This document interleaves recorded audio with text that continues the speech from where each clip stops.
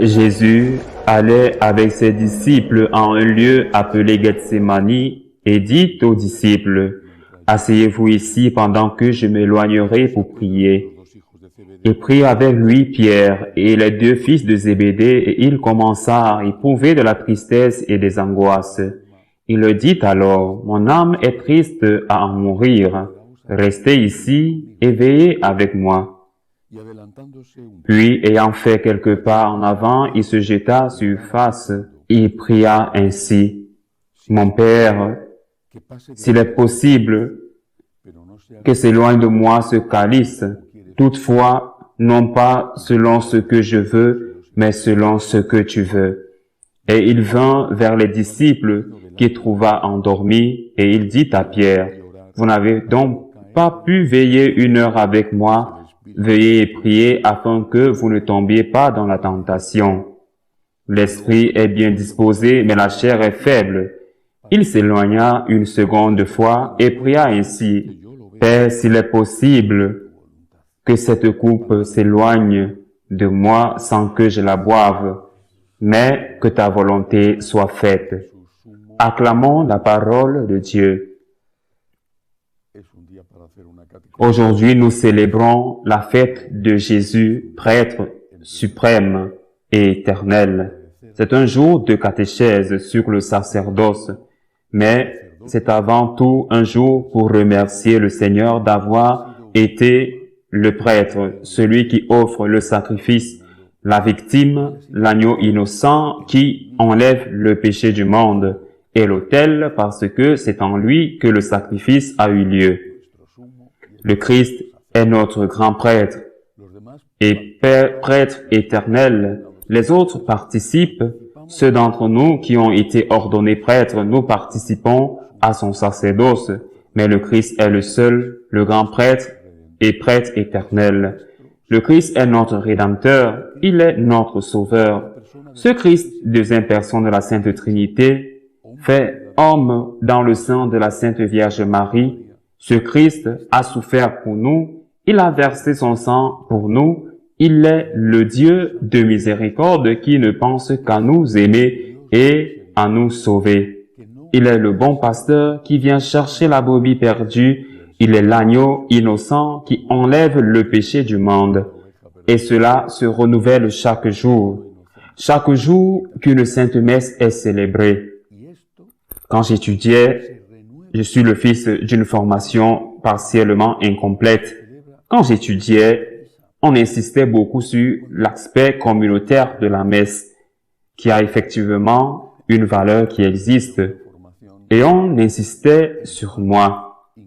Bien sûr, sans aucun doute, je ne l'ai pas oublié sur la présence réelle du Christ dès le moment de la consécration. Et bien sûr, par la suite, mais on a moins insisté et j'ai dû le découvrir plus tard. Pas beaucoup plus tard, mais plus tard sur le fait que dans chaque Eucharistie, il y a un renouvellement sans sang,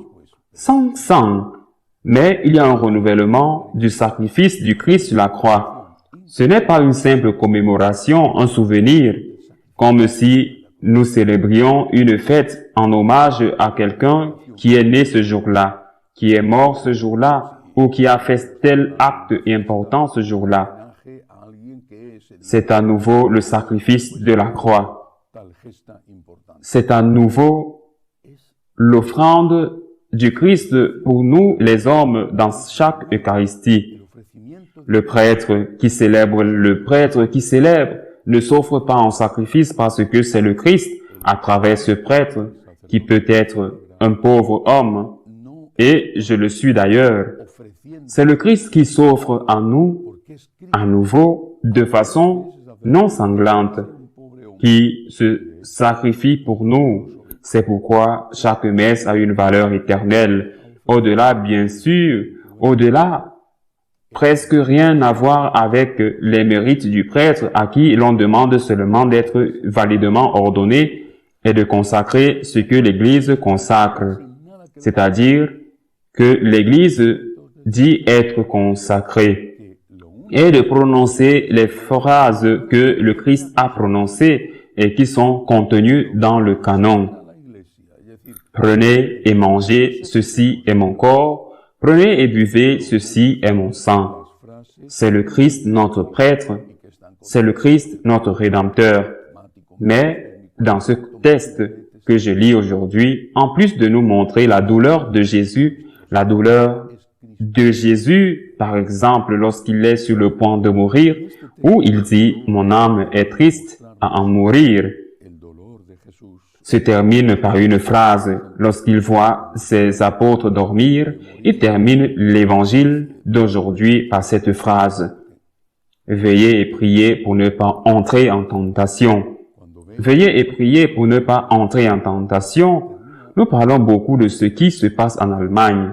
Le synode allemand est comme la graine d'un changement global dans l'Église qui, Dieu nous en préserve, devrait se produire, mais il y a des années, un bon nombre d'années, la conférence des évêques allemands a fait une enquête parmi leurs prêtres, à laquelle ils ont répondu de manière anonyme et volontaire. Selon cette enquête, la moitié des prêtres catholiques allemands ne priaient jamais. La moitié ne priait jamais et très peu se confessaient. Pas seulement ceux qui se confessaient, mais ceux qui se confessaient. Comment un prêtre peut-il être un prêtre qui ne prie pas? Comment peut-il être? Si vous ne priez pas, comme le dit Jésus dans l'évangile aujourd'hui, si vous ne priez pas, vous tombez dans la tentation. Veillez et priez pour ne pas tomber dans la tentation. Dans quelle tentation tombez-vous? La première d'entre elles, l'orgueil, la tentation de l'orgueil, qui est la première tentation. Vous serez des dieux. Le diable a proposé à Ève et à Adam. Vous serez comme des dieux. Si vous décidez par vous-même ce qui est bien et ce qui est mal, c'est ce que signifie le symbole de la consommation du fruit de l'arbre. La première tentation de ce qui se passe en Allemagne et dans tant d'autres endroits, c'est de tomber dans la tentation de l'orgueil. Je décide pour moi-même ce qui est bon et ce qui est mauvais. Ce n'est pas ce que dit la parole de Dieu. Ce n'est pas ce que dit la tradition. Ce n'est pas ce qu'enseigne l'Église. Je décide pour moi-même et j'enseigne ce qui est bon et ce qui est mauvais. J'aurai des tentations que j'ai. Dieu les connaîtra et c'est Dieu qui juge la personne. Mais ce qu'ils font est mal. Ils se sont rendus propriétaires du sacerdoce. Ils ne sont plus les serviteurs du Christ, l'unique prêtre, mais ils sont propriétaires de ce sacerdoce et ils ont mis le Christ de côté en lui disant « Tu ne nous sers à rien, tu ne nous sers pas, tu ne nous sers pas, tu ne nous sers à rien. Maintenant, nous allons dire ce qui est bon et ce qui est mauvais. » L'orgueil, quand il n'y a pas de prière, quand il n'y a pas d'union avec Dieu, quand il n'y a pas d'agenouillement devant le Seigneur, en reconnaissant ses propres péchés, sa propre fragilité, ce que Saint Paul, le grand Saint Paul, avait l'habitude de dire, je porte ce trésor, le message, je porte ce trésor dans un vase de terre. Il savait que c'était un vase de terre, mais il prenait soin du trésor parce qu'il savait que le trésor n'était pas le sien, qu'il était en présence du propriétaire du trésor, qui était Jésus-Christ. Et bien sûr, après avoir succombé à cette première tentation qui est l'orgueil, on succombe à tout le reste, le sexe, par exemple. Mais bien sûr, s'il n'y a pas de prière, s'il n'y a pas de confession, s'il n'y a pas d'union avec notre Seigneur, s'il n'y a pas de travail quotidien consistant à se tenir devant lui et à le regarder dans les yeux et à faire en sorte qu'il nous regarde, qu'il vous regarde dans les yeux. Il n'y a pas de travail quotidien consistant à se tenir devant lui et à regarder dans les yeux. là où vous savez combien il vous aime et où vous savez combien vous l'aimez peu. S'il n'y a pas cela, alors, s'il n'y a pas de prière, vous tombez dans la tentation. Alors, si je devais donner un conseil aux prêtres aujourd'hui, je suis sûr que sur les 50, 60 000 ou plus qui m'écoutent aujourd'hui, presque aucun d'entre eux ne sera prêtre. Eh bien, mais si je devais donner un conseil aux prêtres, je leur dirais ceci. Ces paroles du Seigneur. Priez pour ne pas tomber dans la tentation, pour ne pas vous laisser emporter par l'orgueil de vous faire maître du message et pour ne pas vous laisser emporter par le péché de la chair et, si vous y tombez, demandez pardon. Ainsi y soit-il.